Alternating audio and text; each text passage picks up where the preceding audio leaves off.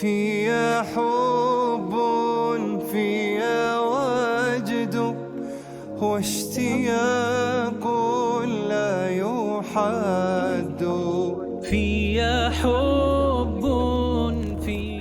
Imom Buxoriy vaqtidagi saxovatli insonlar G'azodagi musulmonlarga yordam berishda davom etmoqdalar. Bugun 2025-yil 11-yanvar. Imom Buxoriy vaqfi orqali bizga ehsonlarini yuborgan Vodiy 50-52 nomlaridan bugun bir oilaga chodir qurib berdik. Alloh ehsonlaringizni qabul qilsin va sizlarni mukofotlasin. Molingizga va farzandlaringizga baraka bersin.